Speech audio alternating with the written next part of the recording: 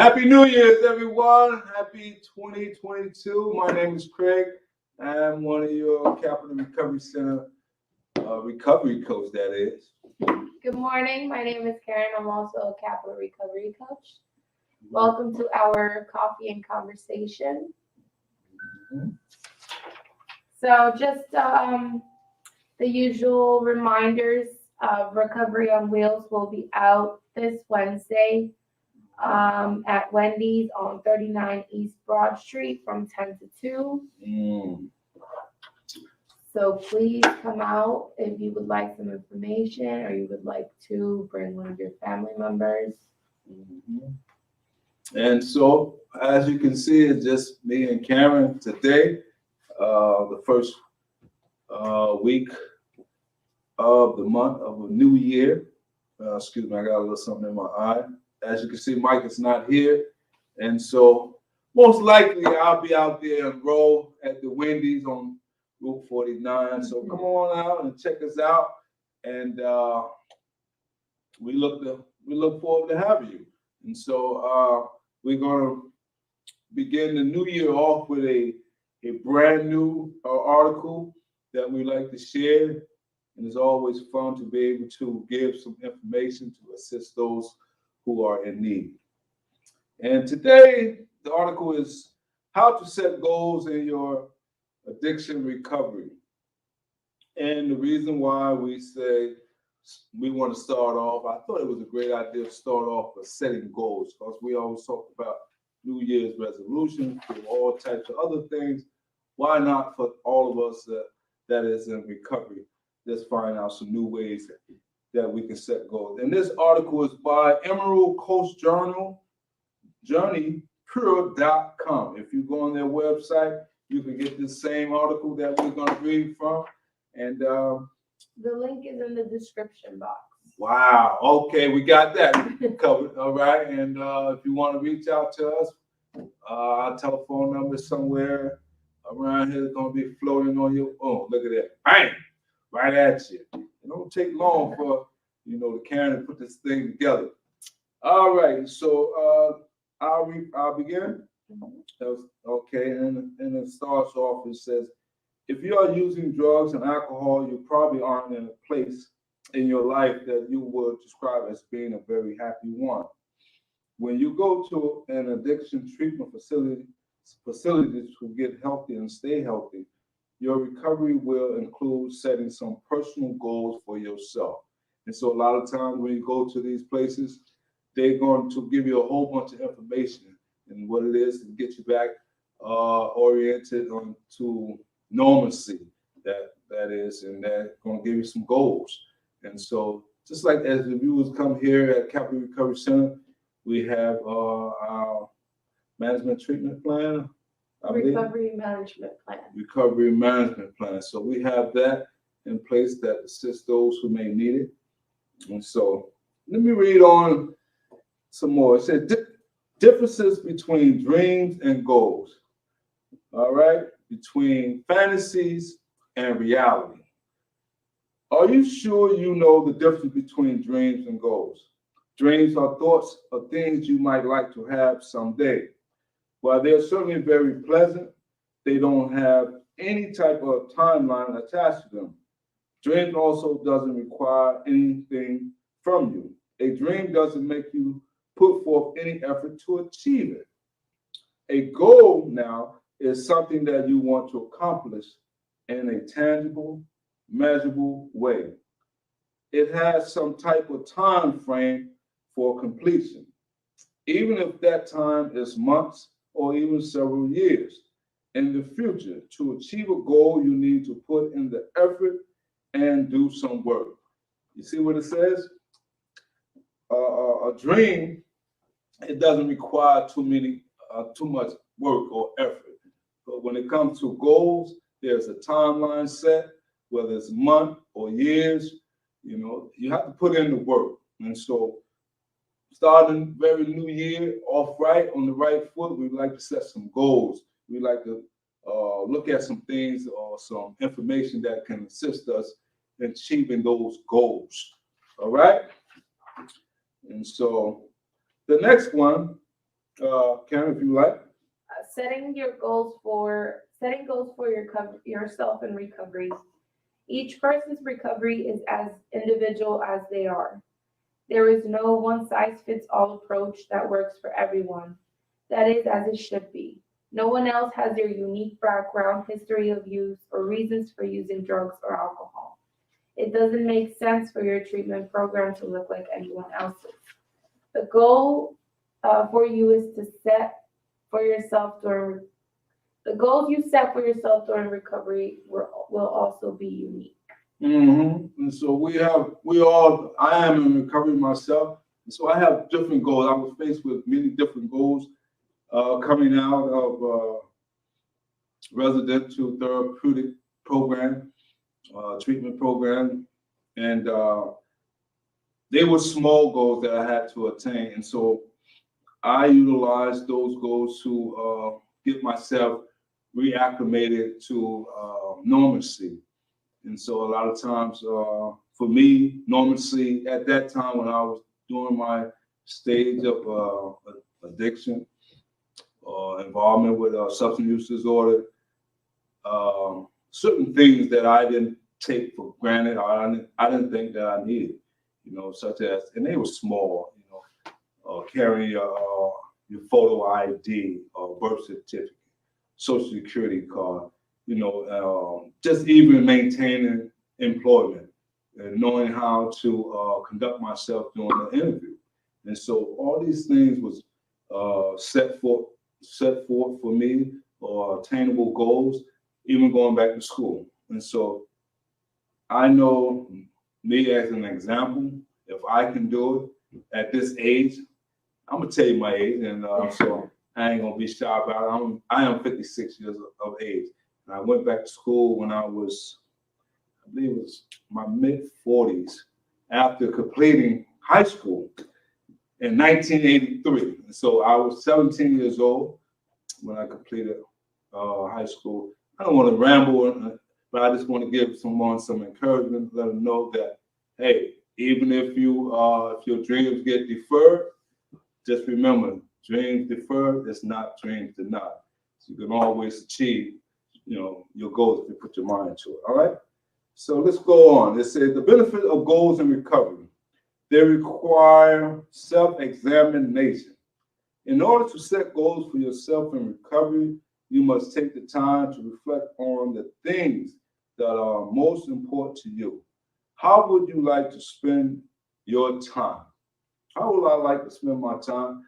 And so, then I was working on myself when I was in treatment program. I found that in order to work on me and how I would like to spend my time, I decided to say, well, I would like to stay sober, number one, because I needed a support system. And I was blessed to have a support system when I left the program, and I was able to come home. I had people to encourage me, people who assisted me along my way. And so a lot of times people in recovery, they don't have adequate housing.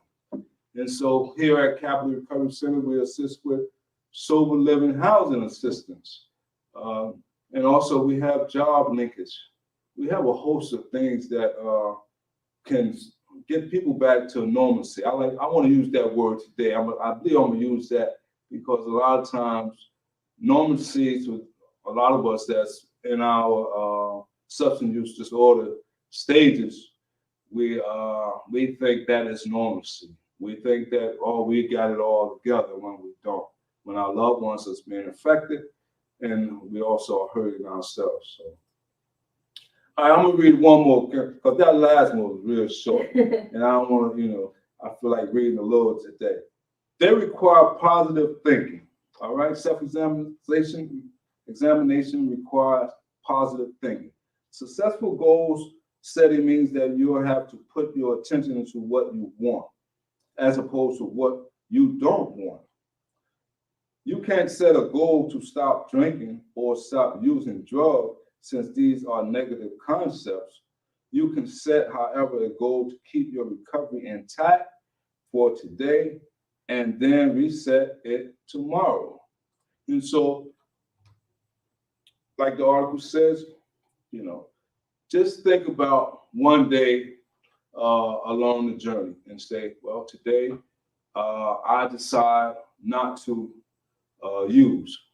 I decide not to be involved with people that are using. And so then you let the next day come, and then you'll be amazed how strong you are. A lot of time, a lot of us think we are, we don't have the strength, or that we are weak, and that we can't overcome substance use disorder.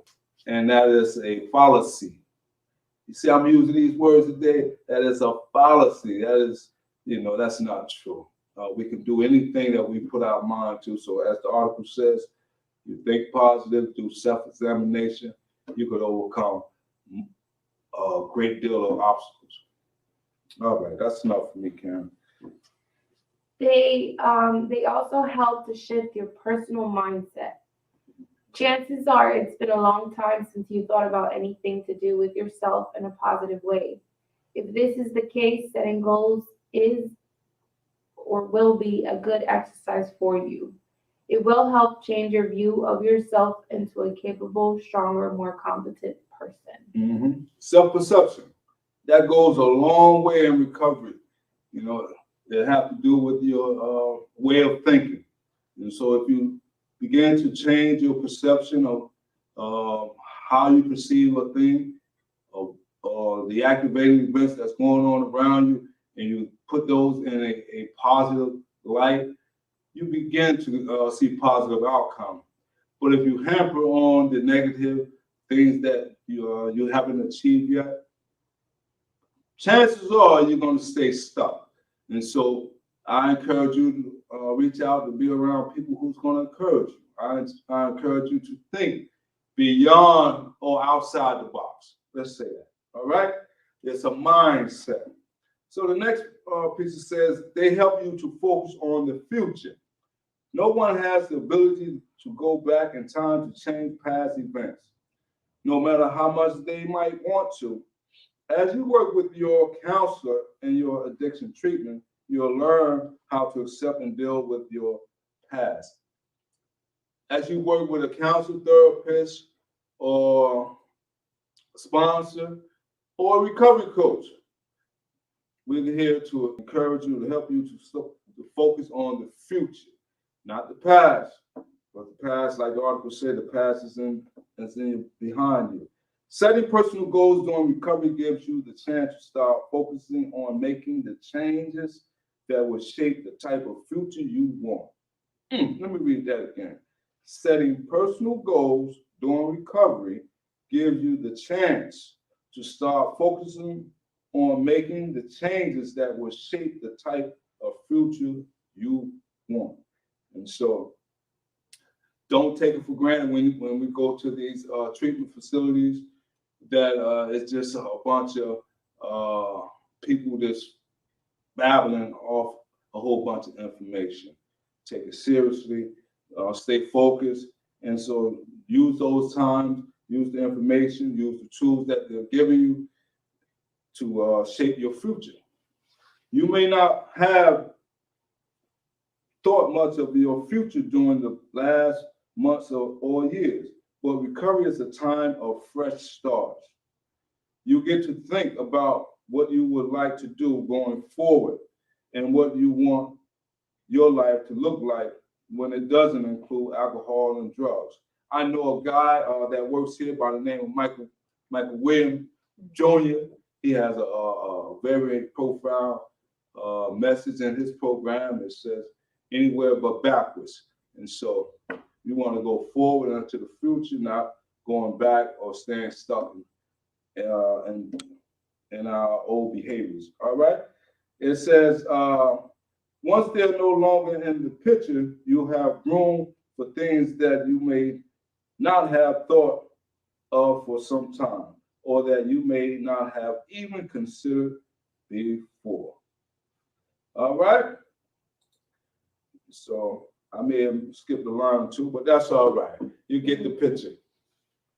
The third part is techniques for setting goals. If you want to set goals that are meaningful to you, it can be helpful to remember this acronym. It will help to recall whether you are on the right track. And the acronym is SMART. Mhm. Do you want to take turns? Sure. I'll read the first one. So, SMART goals. The S stands for specific. A goal should set out what is to be done and a time frame for completing it.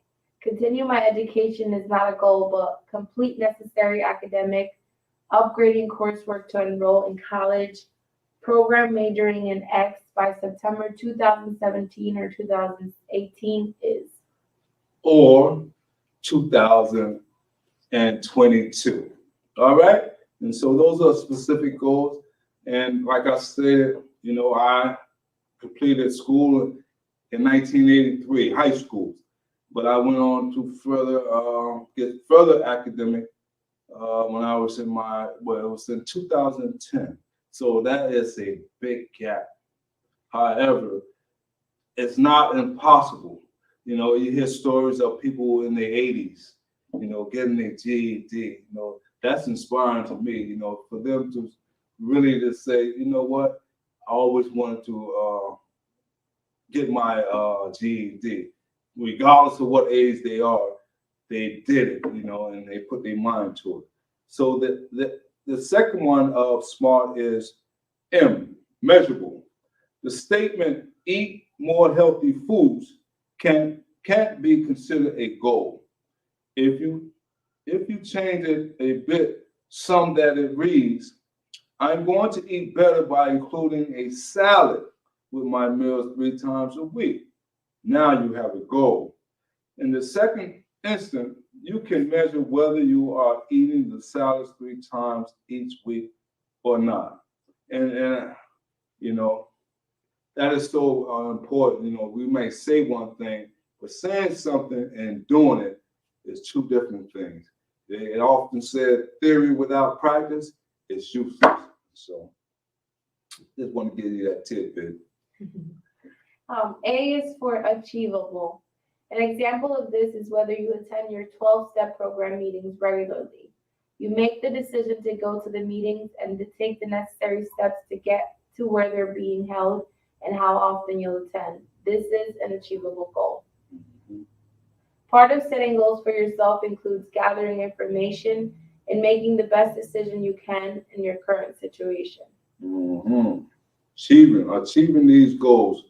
We have to keep these things in mind. So we are on R of SMART goal, and that is relevant. The goal you set for yourself must be something that is important to you in some way. If it isn't something you find meaningful, then you aren't as likely to put forth the effort to do the work required. And so if it's not that's something that is very important, that's going to drive you, push you, motivate you towards your goal, then it's not relevant. It becomes irrelevant. And a lot of times when we don't reflect on the importance of whether it be family, relationship, community, you know, we may be more focused on social media, and that can be a lot of waste of time and energy, because those same energy or time and effort of the day that we put into social media, we can be refocused on building some of the things that I just mentioned, such as family, relationship, our society, or whatever institution that you may be a part of. All right? And then T is for time bound. A goal should have a set time for completion. You can set a short term goal that you'll do something each week and then renew it, or have a long term goal about where you want to be by a certain point in 3, 6, or 12 months, or even longer. Mm-hmm. Time bound. And so so we just went over the SMART acronym, and we covered a whole host of ideas from this article. And time bound is so important by setting a set time frame when you want to do something, and then going back and say, you know what, I set out to do this time months ago or years ago, and I accomplished those things. All right, let's go on a little further while we stay here. It says alternative guide to social setting. Excuse me. Alternative guide to goal setting, not social setting. Alternative guide to goal setting. If the SMART approach doesn't appeal to you, there are other ways you can decide to set goals for yourself. Let's talk about it. Decide on your goals. Take some time to yourself to think about the kinds of things that you would like to be different about your life or that you want to do. What would you like to do over the next few weeks or months? Short-term goals. The next 6 to 12 months, medium length goals. And over the next few years or more, long-term goals. So now we have the short-term, medium, and we have the long-term. Your goals may relate to any or all of the following. Personal relationships. You might want to build or restore a personal relationship. You might want to seek some help with that because a lot of times we are not equipped, or maybe we haven't been taught the proper, or we may not have the role models to exemplify, use as an example, how to restore relationships. Okay, so we might need help with that. Don't be afraid to reach out for help. I know some of as men, we are macho and we think we can do it, we can fix it all by ourselves. But listen, it's all right to ask for help and allow someone else to help you. Career. You need help with your career. You want to think about, we mentioned earlier, going back to school or taking a vocational. You know, I used to love vocation when I was doing it. I took, matter of fact, 3 or 4 vocational trades, and I enjoyed it because being hands-on, that was great. Change your lifestyle. Get some new friends. All right. Do some volunteer work. Those is all good. Finances. Work on that. You know, seek some budgeting. Learn how to budget. Those types of things. How you spend your money. And the last one talks about, I believe, is personal development and spirituality. That is a major one because a lot of times we don't have the development with when it comes to our spirituality. And so that can come in many forms for many different people. And so for me, I chose my higher power to be my Lord and Savior, Jesus Christ. And so it helps me. You know, I can only speak for me and for those other people who may develop their spirituality, whether it be through meditation or whatever belief system that they believe in. All respect due to that as well. But that's been my tool or go-to. And I tell you, it works. All right. Be specific. Whatever you decide on, you must be specific. It's not enough to say that you want to improve your personal relationships, get a job, or become spiritual. Provide an example of something concrete you are going to do to reach your goal when you decide to set a goal for yourself. Decide to do something concrete. You know, be sincere about it, and whatever it is, put your all in all to it. And if you fail, and that's one thing, a lot of people become hard on themselves because they may fail the first try at something, and then you might want to give up. Do not give up. Most successful people in life have failed so many times miserably, but they kept going. And I remember, Karen, I went to an interview, and I was talking to the director of the program, and she said, you know, you may get denied 9 times for a job, but you just need that one yes, you know, and that may change the trajectory of your life. And so I always look at it, so failure is nothing but a learned lesson to do better or to become better. All right, and it says, Write your goals down. Oh, this is a major one. This is a major one. Me, myself, I get writer's block sometimes, but I think it's very important for me and a host of us that's in recovery to write things down, because some days we're going to have some bad days, some days we're going to have some good days. But we need to write down or journal uh, some of the bad days, especially the bad days, and celebrate the good days. It says committing your goals to paper makes it easy to keep track of them. It also changes them from something you have only thought of to a type of contract with yourself, as if the act of putting them in writing makes the goal more official. And so, right now, I'm working on something right now that I've been putting some time and effort into, and I think I'm making progress, but it will only be validated once I put it through the test. And so I'm keep studying, researching, and so I believe that I'm on the right track. And so whatever you do, write it down. If you're studying for a new business, write your ideas down. If you're studying finances, write your ideas down. And also, I just want to share this. If you're working on something and you're trying to do better and help yourself, and you're doing all the necessary steps, when you encounter people who see that you're trying to do better, they be more than that. They be more willing. Let me say that they'd be more willing to assist you because they know you are trying to do better and that you're working on yourself, and you're going, just reach out. Don't be afraid. I don't want to get, too emotional up here, but listen, you can do it. All right. Divide the goal into manageable steps. Mm-hmm. Take the goal and divide it into steps that you can accomplish on a daily or weekly basis. If you want to improve your personal relationships, you may want to start by calling or emailing one or two people you want to reestablish contact with or be closer to. If one of your goals is to get a job, start by evaluating your skills and looking at whether volunteering would be a good way to get back into the workforce. That's right. That's right. I know so many people that's in recovery, or those who may be struggling with their substance use disorder. They are so talented.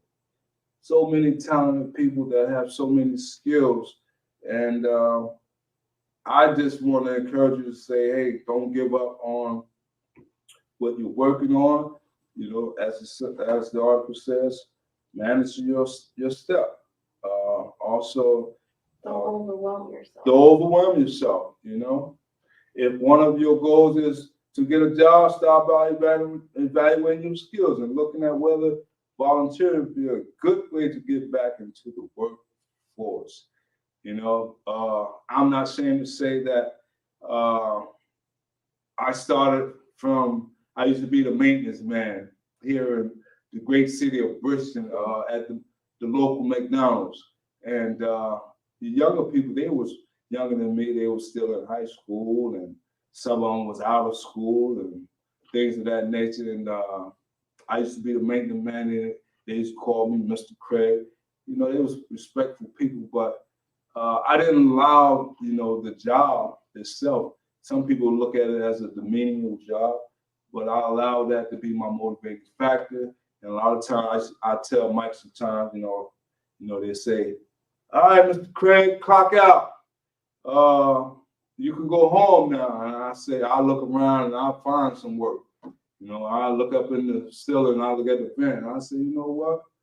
The owner want me to clean these vents.